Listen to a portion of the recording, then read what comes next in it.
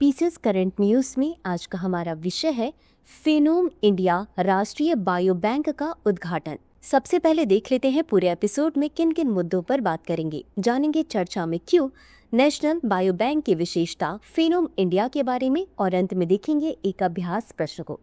तो चलिए शुरू करते हैं। हाल ही में केंद्रीय विज्ञान एवं प्रौद्योगिकी मंत्री ने नई दिल्ली के CSIR institute of genomics and integrative biology में अत्याधुनिक फेनोम इंडिया राष्ट्रीय बायो बैंक का उद्घाटन किया है। यह बायो बैंक भारत में रोग अनुसंधान, विशेषकर जीनोमिक्स, जीवन शैली और नैदानिक डेटा के संग्रहण और विश्लेषण के लिए एक राष्ट्रीय स्तर की पहल है। इसका उद्देश्य मधुमेह, कैंसर, हृदय रोग, दुर्लभ आनुवांशिक विकारों जैसी जटिल बीमारियों के शीघ्र निदान और उपचार में सहायता करना है। अगर आप भी कर रहे हैं SSC की तैयारी तो जुड़िए दृष्टि IAS की नई पहल दृष्टि SSC से, जहां आपको मिलेंगी free live classes, PYQs, demo classes, notification videos और स्ट्रैटेजी।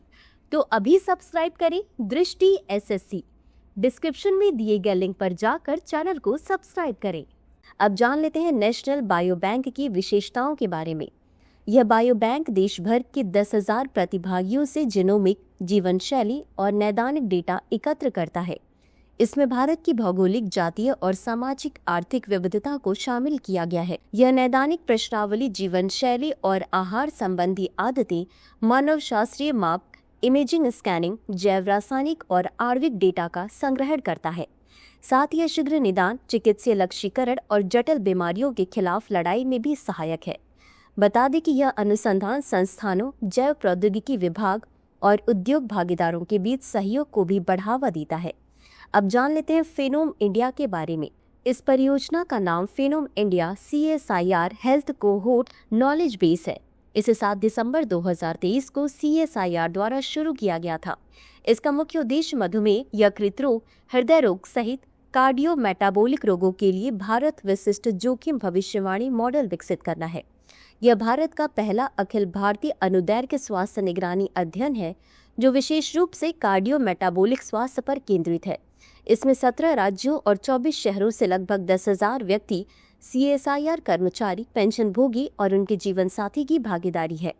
बता दें कि यह भारतीय आनुवंशिक और फेनोटाइपिक प्रोफाइल के अनुकूल पूर्वानुमानित, व्यक्तिकृत, सहभागी और निवारक स्वास्थ्य देखभाल मॉडल को बढ़ावा देना है। इसी के साथ अंत में देख लेते हैं आज के अभ्यास प्रश्न को। फेनोम इंडिया राष्ट्रीय बायो बैंक के संदर्भ में निम्नलिखित कथनों पर विचार करें। 1. यह बायो बैंक देश भर के 10,000 प्रतिभागियों से जीनोमिक, जीवन शैली और नैदानिक डेटा एकत्र करता है। 2. इसमें भारत की भौगोलिक, जातीय और सामाजिक आर्थिक विविधता को शामिल किया गया है। उपर्युक्त में से कौन सा या कौन से कथन सही है या सही है? A केवल 1, B केवल 2, C 1 और 2 दोनों, D न तो 1 और न ही 2। इस प्रश्न का उत्तर कमेंट बॉक्स में जरूर दें। अभी के लिए बस इतना ही। धन्यवाद। डियर व्यूअर्स, अपने एग्जाम की तैयारी को और बेहतर करने के लिए हमारे चैनल को लाइक, शेयर और सब्सक्राइब करना न भूलें।